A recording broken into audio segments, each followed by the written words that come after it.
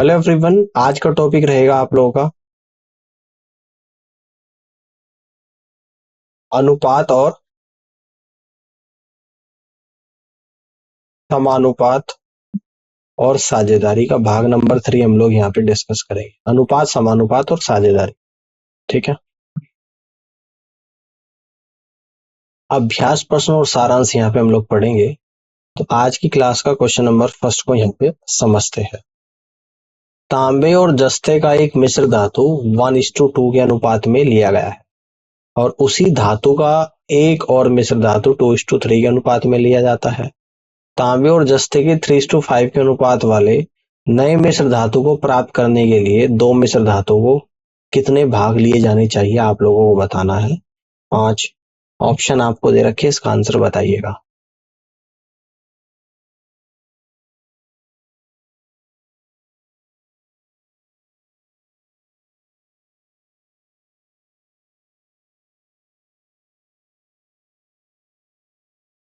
चलिए इसके सॉल्यूशन को समझते हैं। देखिएगा, तांबे को यहाँ पे लेके चलता हूँ तो तांबा कितना है, यहाँ पे पूरा टोटल 3 है, जिसमें तांबा एक भाग यानी कि 1/3। यहाँ पे तांबा कितना है, यानी कि 2/5। और टोटल फाइनली तांबा कितना है, यानी कि 3/8। भाई टोटल 8 है जिसमें 3 भाग तांबा है। यहाँ पे टोटल 3 है जिसमें 1 भाग तांबा है। यहाँ पे टोटल 5 है जिसमें 2 भाग तांबा है। तो एलिगेशन यहाँ पे लगाएंगे, यानी कि 2/5 माइनस 3/8।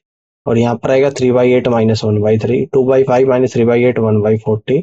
3/8 माइनस 1/3 1/24। आवश्यक अनुपात 1/40:1/24। यानी क्रॉस मल्टीप्लाई करूंगा 24:40। 8 से कैंसिल आउट करूंगा तो 3:5 आएगा। दो मिश्र धातु के 3 और 5 भाग लिए जाने चाहिए। 3 और 5, तो यहां से कह देंगे सी ऑप्शन सवाल का राइट आंसर बनेगा। आगे बढ़ते हैं, क्वेश्चन नंबर सेकंड को यहाँ पे देखिएगा। दो मिश्र धातुओं में सोना और चांदी का अनुपात 4:1 और 1:3 है।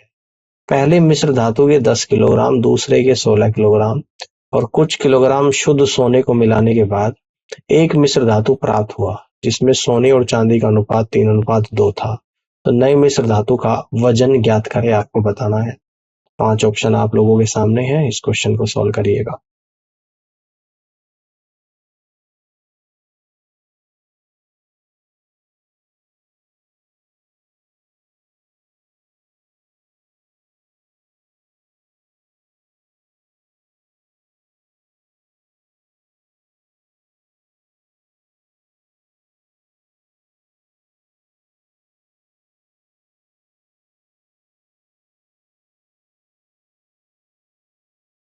इसको देखते हैं।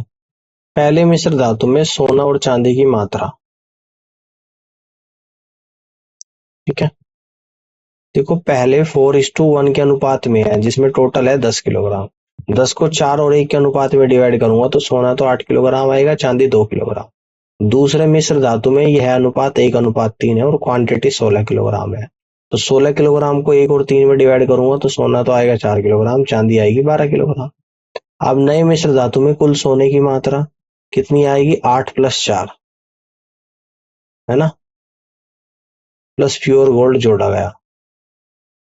और नए मिश्र धातु में कुल चांदी की मात्रा 2 + 12 यानी कि 14 आप लोगों की यहाँ पर आ जाएगी। ठीक है ना, कितनी आ जाएगी, 14 आ जाएगी। तो आपको अनुपात कितना दे रखा है यहाँ पे, 3:2। ठीक है ना। तो इसको 2x मान लूं और 2x बराबर 14, तो x बराबर 7 आएगा। तो नए मिश्र धातु का वजन आपका यहाँ पे कितना निकल कर आ जाएगा, 3 और 2 5, 5x, x की वैल्यू 7 है तो 5 × 7 यानी कि 35 किलोग्राम यहाँ पर निकल कर आएगा। और 35 किलोग्राम कहाँ पर है, ऑप्शन नंबर डी में है। और D is the right answer of this question. इस तरीके से कर सकते हैं। आगे बढ़ते हैं, क्वेश्चन नंबर 3 को देखिएगा। 5625 को ए बी सी के बीच इस प्रकार विभाजित किया गया है कि ए को बी और सी के साथ मिलाकर प्राप्त राशि का आधा प्राप्त होता है और बी को ए और सी के साथ मिलाकर प्राप्त राशि का चौथाई प्राप्त होता है। ए और बी के हिस्से का योग आप लोगों को बताना है। 5 ऑप्शन आपके सामने है, आंसर दीजिएगा।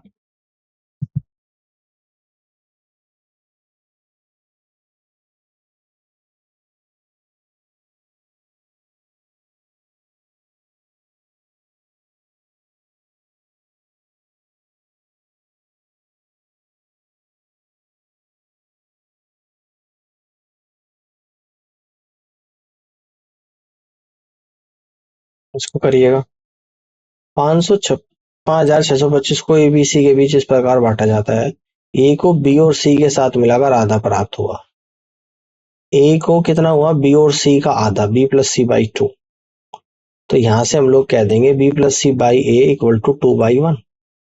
तो ए प्लस सी कह रहा कि बी को ए प्लस सी के साथ मिलाकर चौथाई, तो बी को कितना हुआ, ए प्लस सी का चौथाई बराबर बी। तो यहां से क्या हुआ, A plus C upon B equal to 4/1। ठीक है, तो देखिएगा ध्यान से, इससे देखता हूँ b plus C upon a equal to 2/1 है, तो यहां से क्या दूंगा, 2 में 5 की मल्टीप्लाई 1 में भी, यानी कि 10/5 आएगा। अब इसको देख लेता हूँ, ए प्लस सी अपॉन बी 4/1 है, तो इसमें क्या करूंगा, 3 की मल्टीप्लाई 12/3 आएगा। तो यहां से आप लोग देखोगे 12×3 15, 10 और 5 15, सम 15 आ गया ए बी सी का, जिसमें बी 3 है, ए 5 है, और 15 में से 3 और 5 8 माइनस करूंगा, सी 7 आएगा। तो ए बी सी का अनुपात आपका 5:3:7 आ जाएगा। ए प्लस बी का हिस्सा आ जाएगा आप लोगों का, ए प्लस बी का, यानी कि 8/15 गुणा 5625, यानी कि 3000 आ जाएगा। 3000 कहाँ पर है आपका, ऑप्शन नंबर बी में है, तो आप कह दोगे बी ऑप्शन सवाल का राइट आंसर होगा। आगे बढ़ते हैं, क्वेश्चन नंबर 4 को समझिएगा। एक आदमी अपनी आय से 8 महीने पहले के दौरान औसतन 2310 रुपए खर्च करता है। अगले 4 महीने के दौरान वह अपनी आय से औसतन 1800 रुपए खर्च करता है, लेकिन उसने अपनी जरूरतों को पूरा करने के लिए अपनी आय के अलावा 1680 रुपए का ऋण लिया था। यदि उसके पास जो कुछ भी था वह सब खर्च कर दिया, तो औसत आय और औसत व्यय का अनुपात आपका क्या होगा, आपको बताना है। 5 विकल्प है, इस क्वेश्चन के आंसर को बताइएगा।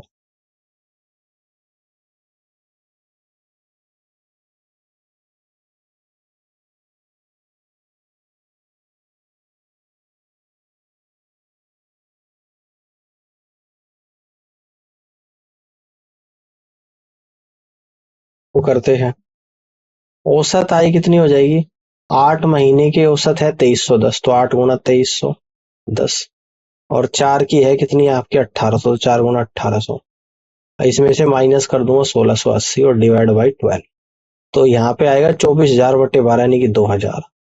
औसत व्यय कितना हो जाएगा, 8 गुना 2310 प्लस 4 गुना 1800 डिवाइड बाई 12, यानी कि 25,680/12 2140। औसत आय अपन औसत व्यय 2000/2140, 0 से 0 गया, 2 से कट करेगा 100/107, तो 100:107 आ जाएगा, जो कि ऑप्शन डी में दे रखा, तो D is the right answer of this question. Question number 5 को देखिएगा। एक परिवार में खर्च और बचत का अनुपात 5:3 है, लेकिन उसके खर्च में 60% की वृद्धि हो जाती है और आय में केवल 25% की वृद्धि होती है। इस प्रकार बचत में 3500 रुपए की कमी हो जाती है, तो परिवार की बढ़ी हुई आय का पता लगाइएगा। 5 ऑप्शन आपके सामने है, आंसर दीजिएगा।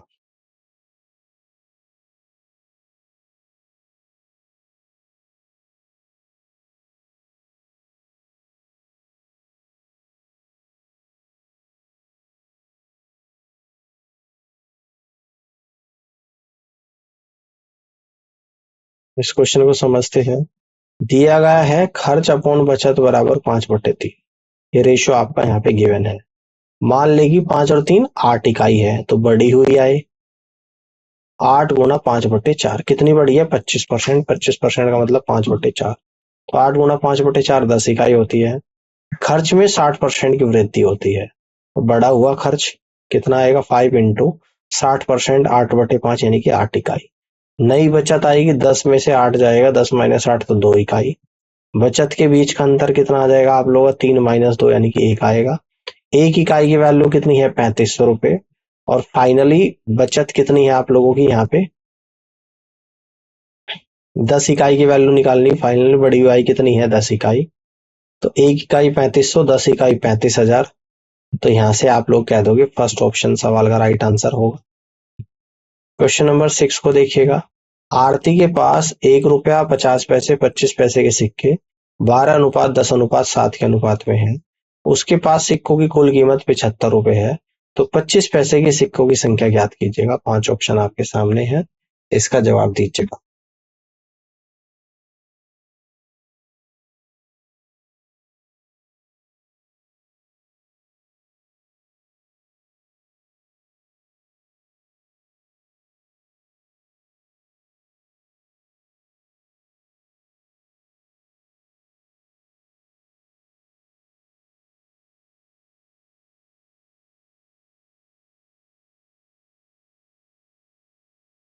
इसको देखते हैं। मान ले कि 1 रुपया 50 पैसे 25 पैसे के सिक्कों की संख्या आपको दे रखी 12:10:7। इसको कहूंगा 12x 10x 7x। प्रश्न के अनुसार 12x plus 10x upon 2 plus 7 × x/4। ठीक है ना भैया। 50 पैसे को रुपीज में लिखूंगा 10/2 और इसको रुपीज में लिखूंगा 1/4 इक्वल टू टोटल कीमत है 75 रुपए। तो 12x plus 5x plus 7x/4 equal to 75। 17x plus 7x/4 equal to 75। तो एलसीएम ले लूंगा। 17×4 = 68 plus 7x 75 x/4 equal to 75। 75 से 75 x बराबर 4। तो 25 पैसे के सिक्कों की संख्या कितनी आप लोगों की यहाँ पर निकल कर आएगी 7x। तो 7 × 4 28 सिक्के आपके यहाँ पर आ जाएंगे। ठीक है कितनी आ जाएंगे 28 सिक्के। ऑप्शन ए सवाल का राइट आंसर होगा। क्वेश्चन नंबर 7 को देखिएगा। 2 घोड़े 5 कुत्तों की कीमत के बराबर है। 6 कुत्ते 8 बैलों के बराबर कीमत के होते हैं। 10 बैल 50 भेड़ों के बराबर कीमत के होते हैं। 14 भेड़ें 9 बकरियों के बराबर कीमत की होती है। यदि एक बकरी की कीमत 700 रुपए है तो एक घोड़े की कीमत याद करेगा। विकल्प है 5। आंसर बताइएगा क्या होगा।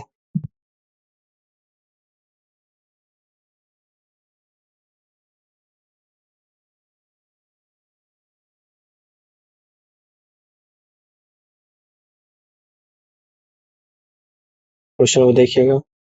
दिया गया है 2 घोड़े 5 कुत्तों के बराबर है। 6 कुत्ते 8 बैल के बराबर है। 10 बैल 50 भेड़ों के बराबर है। 14 भेड़ 9 बकरियों के बराबर है। तो एक घोड़े की कीमत 9 × 50 9 × 50 × 8 × 5 डिवाइड बाई 14 × 10 × 6 × 2 × 700 7500 रुपए के बराबर आएगा। 7500 ना ऑप्शन ए ना बी ना सी ना डी। तो इसका मतलब आंसर टिक करना पड़ेगा ई इनमें से कोई नहीं। क्वेश्चन नंबर 8 को समझते हैं। 2186 रुपए को ए बी सी के बीच वितरित किया जाता है। यदि उन्हें दी गई राशि को क्रम से 26 रुपए 28 रुपए 32 रुपए से घटा दिया जाए तो उनके हिस्से का अनुपात 9:13:8 हो जाता है। तो ए को दी गई राशि क्या है। 5 ऑप्शन आपके सामने। आंसर बताइएगा।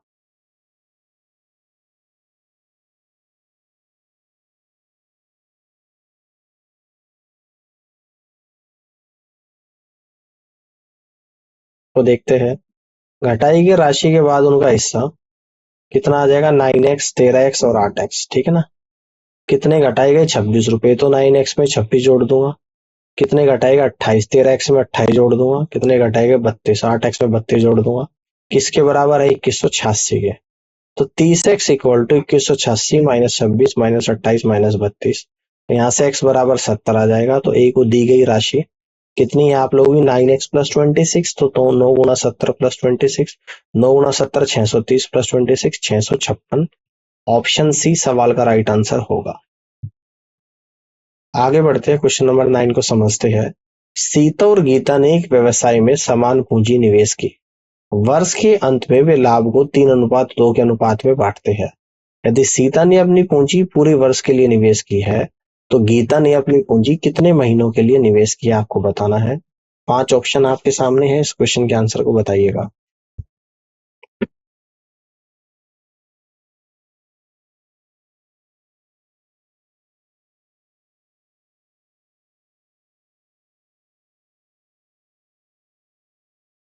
इसको समझते हैं। सीता का लाभ अपॉन गीता का लाभ कितना है 3:2 गिवन है। मान ले कि गीता ने x महीनों के लिए पूंजी का निवेश किया और सीता ने पूंजी 12 महीनों के लिए निवेश की। सीता का तो दे रखा 12 पूरे साल के लिए यानी कि 12 महीने के लिए। हमने मान लिया गीता ने x महीनों के लिए निवेश की। 3/2 equal to 12 divide by x। क्योंकि इन्वेस्टमेंट सेम है तो same investment profit equal to time. तो यहाँ से 3 से 12 4 बार यानी कि x इक्वल टू 12/3 × 2 यानी कि 8 आ जाएगा। तो x की वैल्यू 8 महीने आ गए। इसका मतलब गीता ने 8 महीने के लिए पूंजी को निवेश किया है। ऑप्शन ए सवाल का राइट आंसर होगा। क्वेश्चन नंबर 10 को समझते हैं। 1 साल पहले मारुति और फिगो की लागत का अनुपात 3:4 था। मारुति और फिगो की वर्तमान और पिछले साल की लागत का अनुपात 5:4 और 3:2 है। यदि उनकी वर्तमान लागत का योग 7.8 लाख है तो 1 साल पहले फिगो की लागत ज्ञात कीजिएगा। 5 ऑप्शन आपके सामने है। आंसर बताइएगा।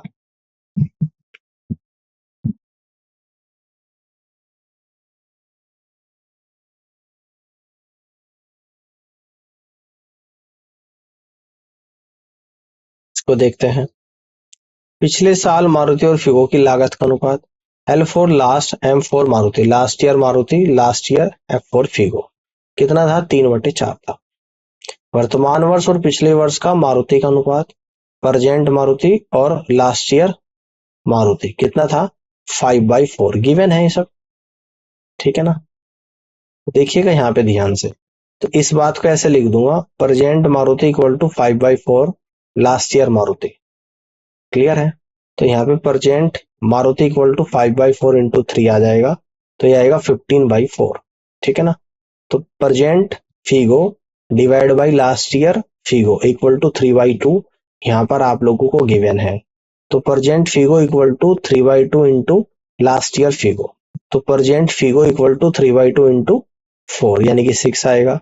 Present Figo is to present Maruti equal to 6 is to 15/4, तो ये 24 इज टू 15 आएगा, जो कि 8 इज टू 5 आएगा। Present Figo equal to 8/13 into 7.8, तो ये आप लोगों का 4.8 लाख यहाँ पे निकल कर आएगा। तो last year Figo upon present Figo equal to 2/3, तो last year Figo equal to 2/3 into 4.8, तो ये आप लोगों का 3.2 लाख यहाँ पे निकल कर आएगा, और फर्स्ट ऑप्शन सवाल का यहाँ पे राइट आंसर बनेगा। आगे बढ़ते हैं, क्वेश्चन नंबर 11 को यहाँ पे समझिएगा। एक साल पहले राम और श्याम के वेतनों के बीच अनुपात 3:5 था। पिछले साल और वर्तमान वर्ष में उनकी व्यक्तिगत वेतनों का अनुपात क्रमशः 2:3 और 4:5 है। यदि वर्तमान वर्ष के लिए उनकी कुल वेतन 8,600 रुपए है, तो राम की वर्तमान तनख्वाह क्या है? 5 ऑप्शन आपके सामने है और इस क्वेश्चन के आंसर को आप लोगों को बताना है।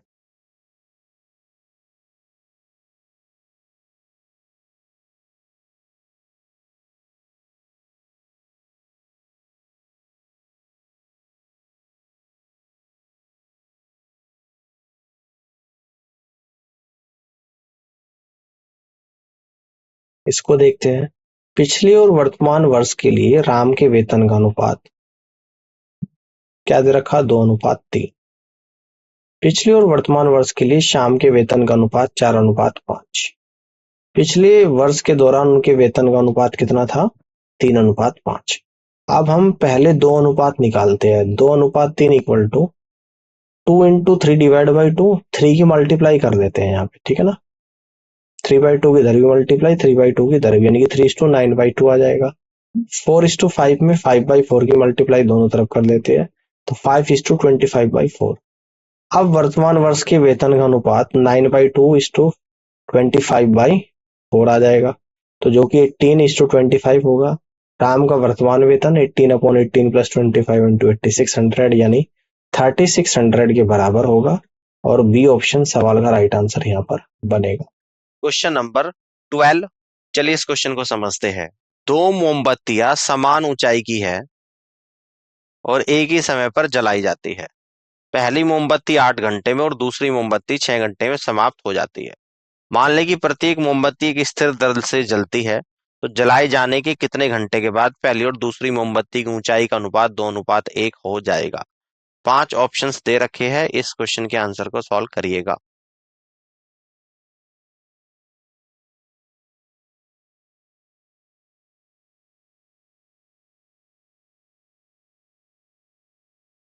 चलिए इस क्वेश्चन के आंसर को समझते हैं। मान ले कि मोमबत्ती की ऊंचाई x है और आवश्यक समय T घंटे है। 1 घंटे में पहली मोमबत्ती जली x/8। T घंटे में पहली मोमबत्ती जली T/8x, और T घंटे के बाद शेष मोमबत्ती बराबर x × 1 - T/8। आगे देखते हैं। इसी प्रकार दूसरी मोमबत्ती के लिए x × 1 - T/6 है, तो x × 1 - T/8 divided by x × 1 - T/6 equal to 2/1। तो यहाँ से x कैंसिल आउट हो जाएगा, तो आपका आएगा 1 - T/8 divided by 1 - T/6 equal to 2/1। तो यहाँ से क्रॉस मल्टीप्लाई करेंगे, 1 - T/8 इक्वल टू 2 - T/3। तो t वाली टर्म एक तरफ ले लूंगा, T/3 - T/8 इक्वल टू 1। तो यहाँ से आएगा t बराबर 24/5, जो कि हो जाएगा 4 घंटे 48 मिनट, और ये इस क्वेश्चन का राइट आंसर बनेगा। क्वेश्चन नंबर 13 को देखिएगा। राम श्याम और मोहन, राम श्याम मोहन की दैनिक मजदूरी का कुल योग 450 रुपए है। यदि वे कर्म से अपनी आय का 25%, 20% और 50% खर्च करते हैं तो उनकी बचत का अनुपात 9:8:4 हो जाता है, तो राम की आय क्या है? 5 ऑप्शन आपके सामने, इस क्वेश्चन के आंसर को बताइएगा।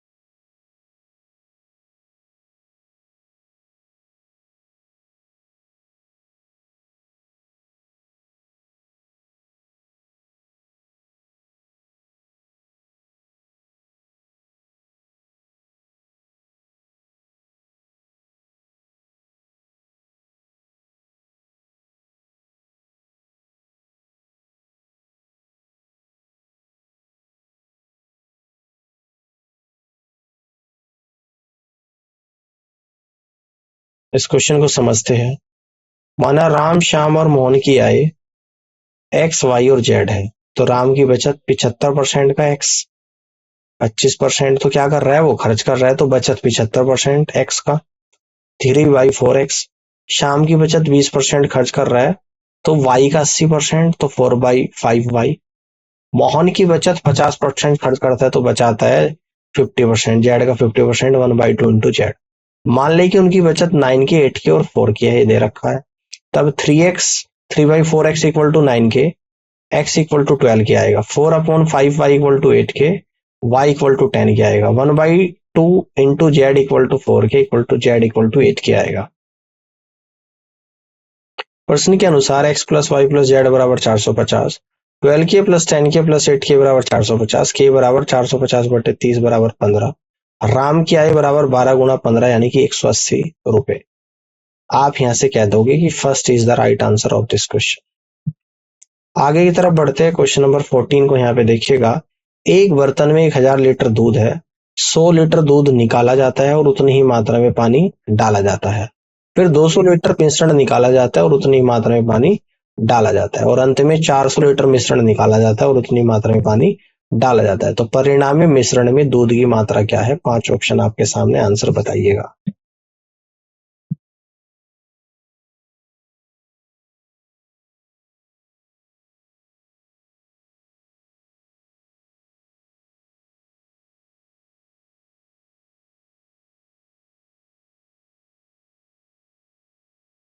तो लीटर दूध निकालने और उतनी मात्रा में पानी डालने के बाद दूध और पानी का अनुपात, 1000 में से 100 निकाला तो 900 बचा, 900/100 यानी कि 9:1। 200 लीटर मिश्रण निकालने के बाद दूध की मात्रा 800 × 9/9 + 1, 720 आएगा। नया अनुपात 720/280, 18/7, 18:7 आएगा। 400 लीटर मिश्रण निकालने के बाद शेष मिश्रण की मात्रा 600 होगी। शुद्ध दूध की मात्रा 600 × 18/25 यानी कि 24 × 18, 432 लीटर। शुद्ध दूध की मात्रा 432 लीटर होगी। आप यहां से कह दोगे कि फर्स्ट ऑप्शन सवाल का राइट आंसर बनेगा। आगे बढ़ते हैं। क्वेश्चन नंबर 15 को यहाँ पे समझते हैं। पूरी पृथ्वी पर भूमि और जल के बीच अनुपात 1:2 है और उत्तरी गोलार्ध में यह अनुपात 2:3 है।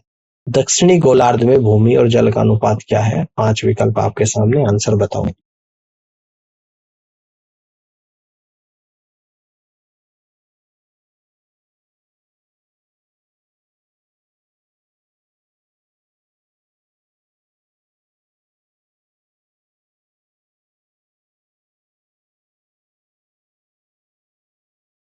मान लें कि पृथ्वी पर भूमि और जल का अनुपात x भाग और 2x है। कुल क्षेत्रफल दोनों को जोड़ दूंगा 3x। उत्तरी गोलार्ध का कुल क्षेत्रफल 3/2x, उत्तरी गोलार्ध का भूमि भाग 2/2 + 3 × 3x/2 यानी कि 3x/5। दक्षिणी गोलार्ध का भूमि भाग, x में से माइनस कर दूं, x - 3x/5 = 2x/5। उत्तरी गोलार्ध का जल भाग 3/2 + 3 × 3x by 2 equal to 9x by 10। दक्षिणी गोलार्ध का जल भाग यानी कि 2x में से माइनस करूंगा 9x बाई 10 यानी कि 11x बाई 10। आवश्यक अनुपात 2x upon 5 divide by 11x by 10। ठीक है, तो ये आप लोगों का यहाँ पर कितना निकल कर आएगा, 2 इंटू 11 बाई 2, 4:11 आपका यहाँ पे निकल कर आएगा।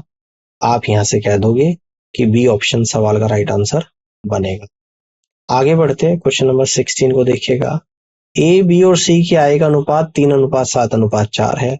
उनके खर्चों का अनुपात 4:3:5 है। यदि आय 2400 रुपए है तो ए 300 रुपए बचाता है, बी और सी की बचत क्रमशः कितनी है। विकल्प 5 दे रखे, आंसर बताओ।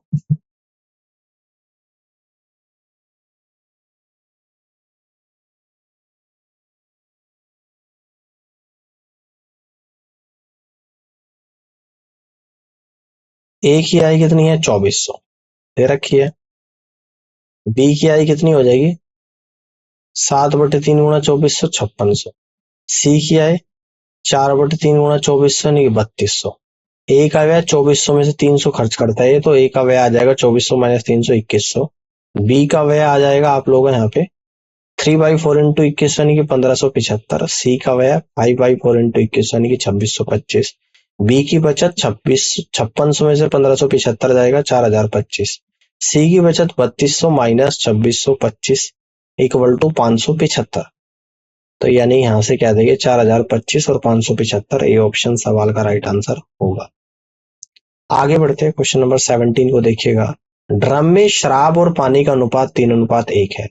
मिश्रण का कौन सा भाग निकाला जाता है और उतनी ही मात्रा में पानी मिलाया जाता है ताकि मिश्रण में शराब और पानी का अनुपात 1:1 हो जाए। 5 ऑप्शन आपके सामने, आंसर बताइए।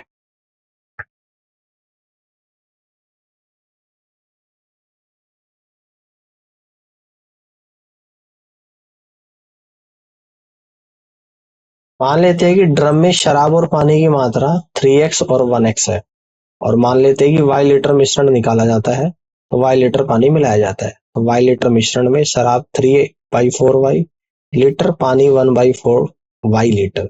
नए मिश्रण में शराब की मात्रा 3x माइनस 3/4y लीटर, पानी की मात्रा x माइनस y/4 और प्लस y ऐड करा जा रहा है तो x प्लस 3y/4। प्रश्न के अनुसार 3x minus 3y/4 equal to x plus 3y/4, 2x equal to 3y/2, y equal to 4x/3 जो कुल मिश्रण का 1/3 है। तो यहां से आप लोग कह दोगे कि बी ऑप्शन सवाल का राइट आंसर होगा। क्वेश्चन नंबर 18 को समझिएगा।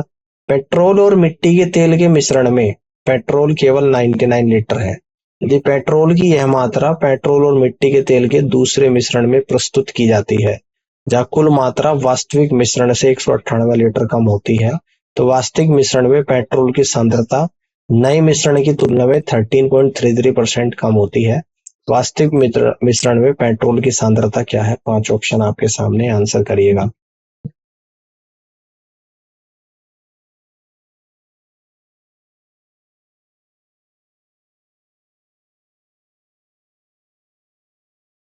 पेट्रोल मिट्टी का तेल कुल बराबर 99 लीटर है, इसको ये मान लिया।